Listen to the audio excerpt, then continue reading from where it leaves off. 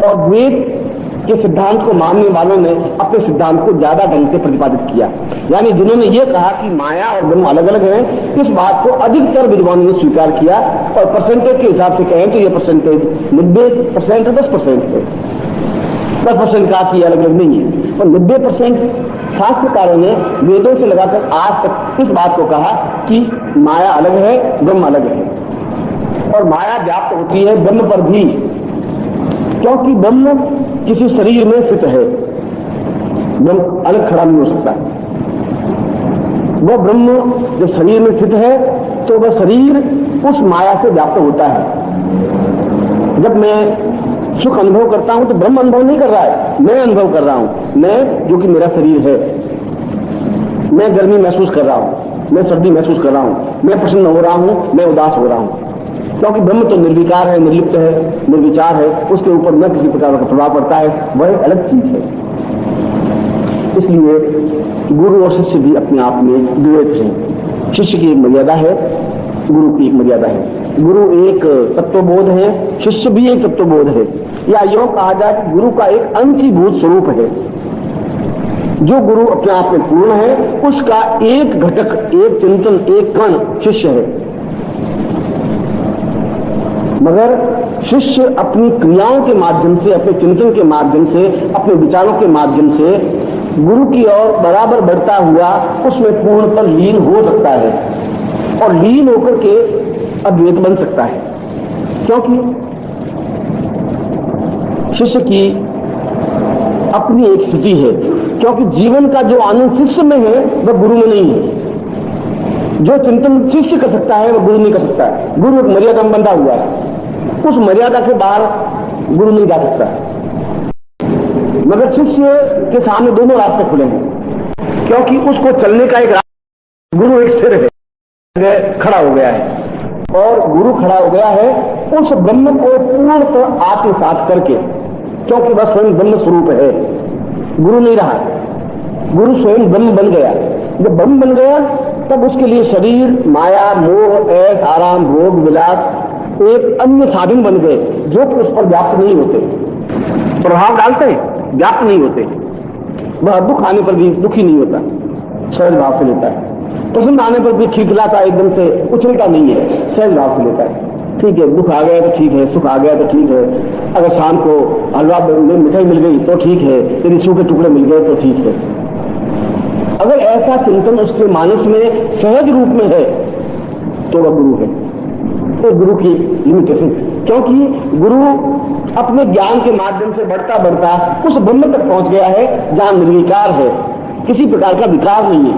और संसार में शास्त्रों में 36 विकार बताए हैं, 37 कोई विकार नहीं है। और 36 विकार में क्रोध, मोह, लोभ, लालच, स्वार्थ, ऐश, आराम, चिंतन, निद्रा, झूठ, छल, कपट, व्यभिचार, ममता, अटैचमेंट, स्नेह, हर्ष, शोक, ये सब संचारी भाव। और संचारी भाव आते हैं और चले जाते हैं। एक ही संचार का मतलब है गतिशील, एक ही भाव स्थिर नहीं रहता। जिनमें एक ही भाव स्थिर नहीं होता उनको शिष्य कहते हैं, और जो एक ही भाव में स्थिर हो जाते हैं उनको गुरु कहते हैं। इसलिए गुरु अपने आप में अद्वैत है, शिष्य अपने आप में अद्वैत है। शिष्य धीरे धीरे अद्वैत की स्टेज पर जा सकता है। वह जा सकता है अपने आप में गुरु को स्थापित करके, और अपने आप में गुरु को स्थापन करने की क्रिया का प्रारंभ होता है दीक्षा, और अंतिम स्थिति बनती है जब पूर्ण रूप से गुरुमय हो जाता है। उसके सामने गुरु ही चिंतन दिखाई देता है। वह अगर राम के भी दर्शन करता है तो ऐसा लगता है कि ये मेरे गुरु खड़े हैं, आज गुरु ने धनुष्मान लाद ले लिया, क्या बात है। यह चिंतन जब उसके शरीर में समाहित, चिंतन में विचारधारा में समाहित हो जाते, संचारी भाव खत्म हो जाते हैं।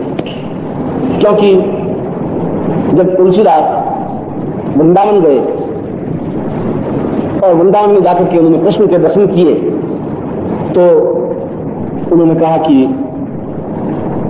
तुलसी मस्तक तब्न में धनुष बाण व्यवहार, मैं आपको प्रणाम तो करता हूं मगर मुझे कुछ सामीप्यता अंतरम अनुभूति नहीं होती। मैं तो तब नमस्कार कर सकता हूं जब तुम्हारा आत्म धनुष बाण हो। क्योंकि वह पूर्ण राममय हो गए थे। बांसुरी हाथ में ली हुई व्यक्ति को वो पहचान नहीं पा रहा था, उसको बड़ा अटपटा लग रहा था कि ये ऐसा कैसे है। और वो साफ कह रहा है कि तुलसी मत तब नवे धनुष बांध दो हाथ। और ठीक यही स्टेज जो तुलसी की राम के प्रति बनी, वही शिष्य की गुरु के प्रति बनती है। क्योंकि वह जब उस राम की मूर्ति के दर्शन करता है तब भी उसको वही गुरु का चेहरा दिखाई देता है, वह गुरु का शरीर। आज तो बिल्कुल नए वेश में पीताम्बर पहने हुए हैं गुरु, और आज तो बड़े प्रसन्न मुद्रा में है। इतनी सुंदर स्थिति। और जब वह गुलाब का पुष्प देखता है तभी उस गुलाब के पुष्प में उसको गुरु का चित्र दिखाई देता है कि कितने सुंदर ढंग से ये मुस्कुरा रहे हैं गुरुदेव। और उसको गुलाब के पुष्प में भी गुरु के साक्षात बिंदु दिखाई देते हैं। यह दिखाई देने की क्रिया तब बनती है जब शिष्य धीरे धीरे गुरु की ओर समर्पित। मैंने कहा प्रारंभ उसका दीक्षा से। दीक्षा का मतलब है तुम धीरे धीरे शिष्य नजदीक, शिष्य का मतलब नजदीक आना, और नजदीक की परिभाषा है बिल्कुल एक हो जाना। उसको नजदीक कहते हैं 5 फुट फिर 4 फुट फिर 3 फुट फिर 2 फीट फिर 1 फीट फिर 1 इंच फिर आधा इंच शून्य। और शिष्य का मतलब है निकट, निकटतम और पूर्णतः हो जाना। यह शिष्य की क्रिया है। यह शिष्य का गुरुमय बनने की क्रिया है। और शिष्य की पूर्णता तब है जब वह गुरुमय बनता है। इसलिए शिष्य और गुरु दोनों अलग अलग हैं, बीच में डिफरेंस है। वह डिफरेंस 5 फीट का हो सकता है, वह डिफरेंस 3 फीट का हो सकता है। ये डिफरेंस 5 फुट या 3 फुट का क्यों होता है? क्योंकि जिसमें जितने ही संचारी भाव ज्यादा होंगे वह उतने ही गुरु से दूर रहेगा। क्योंकि अगर क्रोध आएगा, कभी उसको स्वार्थ आएगा, कभी उसका चिंतन आएगा, कभी वो उदास रहेगा, तो वो सारा उसका जीवन का क्षण रहेगा, पूरा दिन उन संचारी भावों में व्यतीत हो जाएगा। तो उदास है, बहुत परेशान, ये ऐसा हो गया ऐसा। अब वो उसमें गुरु पर छूट गया उसका। वो 2 घंटे जो चिंतन किया, वो 2 घंटे जो गुरुमय होना चाहिए था, वह उस चिंतन में चला गया। फिर उसके बाद कि मैं अगर एक बार 5,000 रुपये मिल जाए तो मैं ऐसा कर दूंगा। वो आधा घंटा उस 5,000 रुपये मिल जाऊंगा तो क्या कर दूंगा, आधा घंटा फिर उसमें चला गया। और फिर सोचा कि शादी हुई नहीं है, मैं शादी होती तो लोग बहुत खुश हैं, और मैं इस प्रकार की लड़ाई झगड़े नहीं करता जो लोग शादी करते हैं। मैं शादी करने के बाद उसको इतना सुखी रखता, 2 घंटे उसमें खत्म हो गए और संचारी भाव आएंगे। ये संचारी भाव उसको घेरे रखते हैं, और घंटे तो 24 ही हैं, और उन 24 घंटों में 12 घंटे नींद के। उन 12, इसका मतलब है तुम्हारी 60 साल की उम्र में है भी तो 60 साल की उम्र में 15 साल तुम्हारी बाल्यावस्था में चले गए जो तुम्हारे हाथ में था ही नहीं। तुम्हें निकल पहनना आता ही नहीं था, तुम्हें खाना आता नहीं था, तुम्हें पीना नहीं आता था, तुम्हारी माँ ने खाना पीना सिखाया, तुम्हारा चलना सिखाया, तुम्हें बैठना सिखाया, बोलना सिखाया। 15 साल की अवस्था तो वो चली गई। पीछे रहे तुम्हारे 44 साल, 44 साल में 22 साल नींद में चले गए। पीछे रहे तुम्हारे 22 साल, और उस 22 साल में भी अगर तुम 20 साल इन संचारी भावों में व्यतीत कर दोगे तो गुरु के हिस्से में तुम्हारी पूरी जिंदगी की 2 वर्ष मिलेंगे। और इसलिए पूरी जिंदगी बीतने पर भी गुरु और शिष्य के बीच में वो जो 5 फुट की दूरी है वो बनी रहती है। इसलिए जहां उसने प्रश्न किया कि अगर गुरु शिष्य गलती करे तो, और गलती वो तभी करता है जब उसमें संचारी भाव जागृत होते हैं या उसके ऊपर संचारी भाव हावी होते हैं। और जब संचारी भाव हावी होते हैं, जितने संचारी भाव हावी होंगे उतना शिष्य कमजोर होगा, उतना शिष्यत्व से दूर होगा। क्योंकि वो संचारी भावों को हटाने के लिए एक ही क्रिया है कि वह गुरुमय बने, और गुरुमय बनने के लिए निरंतर गुरु मंत्र जाप करे। यदि आपने देखा होगा तो कुछ प्रेमी ऐसे होते हैं, अगर उस मजनू को पूछा गया कि तुमने खुदा देखा, राजा ने बुला के पूछा, तो बिल्कुल देखा। फिर तुमने खुदा को देखा है? देखा है, और जी भर के देखा है। कैसा है? ठीक लैला की तरह, ऐसी आंख है, ऐसी नाक है, ऐसा कान है, ऐसा खुदा है। उसका और कुछ चिंतन, वह पूर्ण लैलामय हो गया था और कोई चिंतन नहीं था। जब राजा जैसा आदमी पूछता है कि तुमने खुदा देखा है, हाँ देखा है, वो दम के साथ कह रहा है, और जो विवरण दे रहा है तो पूरी लैला का विवरण दे रहा है।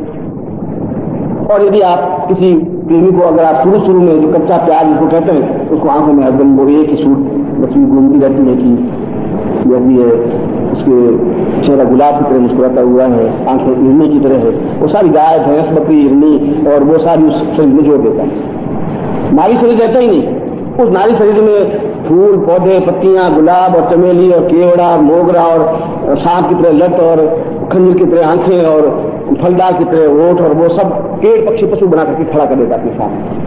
वो नारी शरीर कहां चला गया वो उसके मानस में कुछ नहीं है, क्योंकि वह उसमें संचारी भाव बहुत जागृत हो गया। और शिष्य में जब संचारी भाव होगा, जितना भाव रहेगा उतना गुरु से दूर रहेगा।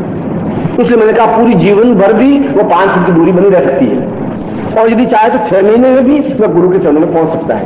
इसलिए गलती तब होती है संचारी भाव होते हैं और तुमने पूरा किया, अब तुम उसमें संचारी भाव जोड़ोगे तब तुम्हारी दूरी 5 फुट से 6.5 फुट बन जाएगी, तो 1 इंच और पीछे सकेगी, आगे क्यों नहीं बढ़ सकती, क्योंकि तुम उसमें बुद्धि लगाओगी कि अब गुरु ने 1 घंटे में आने के लिए कहा है तो घंटे में 1.5 घंटा बन जाएगा, तो कौन सा गुरु जी फांसी दे देंगे, ठीक है चले जाएंगे। और क्या बात है लेट कैसा है, मुझे मार्ग में गाड़ी पिंचर हो गई थोड़ी, मगर क्या है कि वो पहिया उतर गया था, चाका थोड़ा ठीक किया, आ गए गुरु जी। अब गुरु समझ रहे हैं ये बात नहीं बोली, अगर गुरु है तो बिल्कुल समझ रहे हैं, मगर वो समझ रहा है कि ये अभी 5 फुट था, अब ये 5 फुट 2 इंच दूरी पर है, और 2 इंच तुमने ही दूरी बताई, तो इसलिए गुरु ने तुम्हें दूरी नहीं की, तुमने अपने लक्षणों से अपने बुद्धि से और बुद्धि के अजीम से अपनी दूरी बढ़ाई, जबकि तुम्हारी ड्यूटी थी गुरु के और 2 इंच नजदीक जाना, और तुम्हें कहा ये काम करना है तो वह तुम्हें काम करना ही है, क्योंकि गुरु को ज्यादा मालूम है कि तुम्हें अपने नजदीक लाने में उसको क्या करना है। गुरु की तो केवल एक कर्तव्य, एक गुरु है, मनुष्य तो है नहीं, वह तुम्हारा पति नहीं है, वह तुम्हारी पत्नी नहीं है, वह तुम्हारा भाई नहीं है, वह तुम्हारा संबंधी नहीं है, वह तुम्हारा गुरु है। और गुरु की तो केवल एक ही कल्पना है कि वह शिष्य को अपने में समाहित करे। अगर पति हूं मैं, जिस क्षण में पति बनूंगा तब मैं पत्नी को उस ढंग से बात करूंगा, उस समय मैं गुरु नहीं हूं। जब मैं पिता बनूंगा तो मैं अपने पुत्र से उस ढंग से बात करूंगा, वहां मेरी ये क्रिया नहीं होगी कि पुत्र मुझे लीन हो, मगर जहां मैं गुरु बनूंगा और जहां शिष्य है वहां पर उस गुरु का केवल एक ही धर्म कर्तव्य है कि शिष्य को अपने आप अंदर लाए। वो अंदर लाने का प्रयत्न करता है और शिष्य उन संचारी भावों से दूर जाने का प्रयत्न करता है या नजदीक आने का प्रयत्न करता है। इसलिए शिष्य को सापेक्ष कहा गया है कि शिष्य प्रयत्न पूर्वक गुरु की तरफ बढ़े। ये सब लगाया शंकराचार्य ने। मैं जो श्लोक बोला था उस श्लोक का अर्थ यह है कि शिष्य प्रयत्न पूर्वक गुरु की तरफ बढ़े और प्रयत्न पूर्वक उन संचारी भावों को हटाकर आ सकते हैं संचारी भाव आप ही हटाए और फिर गुरु मंत्र में लीन हो जाए, फिर गुरु के चित्र की ओर उन्नीत हो जाए। अगर और कुछ वासनाएं कुवासनाएं कुविचार कुछ चिंतन आते हैं तो हॉल में बैठ जाए, गुरु की चरणों की तरफ साफ साफ देखता रहे और कुछ नहीं, अपनी आंख बंद करके गुरु में अपने आप लीन होने की क्रिया करें और धीरे धीरे एक इंच सरकता एक क्षण ऐसा आता है कि वह गुरु में बन जाता है, क्योंकि उसको गुरु के अलावा फिर कुछ दिखाई, वो पेड़ में भी उस गुरु को देखता है। तुम्हारा सौभाग्य है कि तुम 4 की दूरी पर ही हो। अब तुम जितने संचारी भाव कम कर सकोगे, जितने गुरु मंत्र में लीन हो सकोगे, जितने अपने मन में गुरु को धारण कर सकोगे, जितने गुरु का कार्य कर सकोगे। मशीन भी चला रहा है तो गुरु का कार्य है, गुरुमय है, गुनगुनाहट है तो गुरु की गुनगुनाहट है, कोई भजन भी गा रहा है तो गुरु का भजन गा रहा है, वो अपने आप लीन है तो गुरु में लीन है, दिखाई देता है तो गुरु दिखाई देता है। ऐसी स्टेज आ सकती है और ऐसी स्टेज आना उस ब्रह्म से साक्षात्कार करना है और ब्रह्म से साक्षात्कार करना बुद्धत्व को प्राप्त करना है और बुद्धत्व को प्राप्त करना जीवन के टॉप पे पहुंचना है जहां पर आम आदमी नहीं पहुंच सकता। लाखों में से एक व्यक्ति पहुंच सकता है, 2 व्यक्ति पहुंच सकते हैं। इसलिए तुम्हारे मेरे बीच बहुत कम फासला रह गया है और मैं दिन बहुत समय कम रह गया है, इसलिए उस फासले को हम कितना जल्दी पार कर सके ये तुम पर निर्भर है। ये संचारी भाव तो जागृत होंगे ही, तुम नहीं गाओगे तो पास पड़ोस वाला फिल्मी गाने गाएगा, तुम उस संचारी भावों को तोड़ नहीं सकते, मगर यदि तुम बिल्कुल उसमें प्राण में गुरु में हो सको तो तुम्हें वे फिल्मी गाने कानून नहीं आएंगे। मैंने किस्सा सुनाया था कि अकबर दोपहर के समय एक दिन दोपहर हो गई तो नमाज पढ़ने का टाइम हो गया, नमाज पढ़ने का टाइम हो गया तो रास्ते पर ही उसने चादर बिछा दी और घुटने टेक करके अल्लाह अकबर करने लगा, उस अल्लाह के ध्यान में लीन होने लगा। और ठीक 12 बजे एक प्रेमी ने टाइम दिया था, प्रेमिका को ठीक 12 बजे आएगी तो मिलूंगा, उस बाद में नहीं मिलूंगा, मैं चला जाऊंगा, सुन ले। और प्रेमिका एकदम से हड़बड़ाती हुई घर से निकली कि माँ बाप देखे नहीं, 5 मिनट का टाइम है, मुझे टाइम दिया है, फिर वो चला जाएगा। वो दौड़ती जा रही थी और जहाँ अकबर नमाज पढ़ रहा था उसकी चादर के ऊपर पाँव रखती हुई चली गई। अकबर तो राजा पूरे भारतवर्ष का, बहुत गुस्सा आया, सारी औरत छिना, मैं खुदा की इबादत कर रहा हूं, क्या कर रही है। खैर फिर अल्लाह अकबर करने लगा। वो वापिस प्रेमी से मिलकर के बातचीत करके जो कुछ कर था आई वापस आई, उस चादर के पास निकलने लगी तो अकबर ने हाथ पकड़ा, तुम मूर्ख, तुम्हें शर्म नहीं आती? तुम्हें खुदा की इबादत करा था तो चादर पांव के चली गई?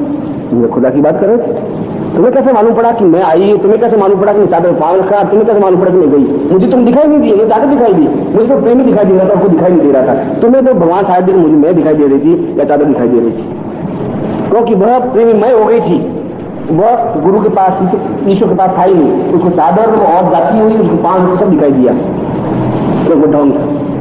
इसलिए न उसको अकबर दिखाई दिया, न चादर दिखाई दी, न उसका ध्यान दिखाई दिया, उसके आंख के सामने प्रेमी था, जाना था। और जब तुम गुरु में हो जाओगे तो न फिल्मी गाने दिखाई देंगे, न फिल्मी गीत दिखाई देंगे, न आसपास का वातावरण, न संचारी बात दिखाई देगा। तुम गुरु में बन जाओ, ये संचारी बात लेके चलेंगे, तुम अपनी जगह चलोगे। और बहुत फिर 2 इंच रखना हुआ गुरु की तरफ। और मैं आशीर्वाद देता हूं कि तुम गुरु में बन सको, तुम गुरु में लीन हो सको, उस ब्रह्म में बन सको, उस आनंद को प्राप्त कर सको, और वो आनंद तुम्हारा प्रत्येक दिन उत्साहपूर्ण हो। मैं तुम्हें देखता हूं नित्य उदासीपूर्ण, मरे हुए चेहरे, उदास और रोते हुए चेहरे। मैं जब सुबह तुम्हें देखता हूं तो मैं सोचता हूं कि शिष्य है या मुर्दे कब्रों में से उठ करके आए। मुझे कई बार खौफ होती है कि या तो मैं गलत हूं या शिष्य गलत हूं, क्योंकि चेहरे ऐसे थप्पड़ खाए हुए चेहरे, मुरझाए हुए चेहरे, उदास चेहरे, क्या है क्या ये? कब्र में से उठ के तो आए नहीं, क्योंकि तुम्हें उत्साह नहीं है, कोई चेतना नहीं है, एक जागृत अवस्था नहीं है। इसलिए नहीं है कि तुम गुरु में नहीं। और जो गुरु में बनकर चेहरे पर एक अपूर्व तेज, लाली तेरे लाल की, मैं भी हो गई लाल, वो खुद लालमय हो जाती है, लड़ाई युक्त हो जाती है, उसका चेहरा लाल सूक्ष्म। और मैं चाहता हूं कि तुम्हारा प्रत्येक क्षण प्रफुल्लता पूर्ण हो, ओज पूर्ण हो, जोश पूर्ण हो, उत्साह पूर्ण हो और गुरु पूर्ण हो। इसमें ऐसा ही आशीर्वाद है।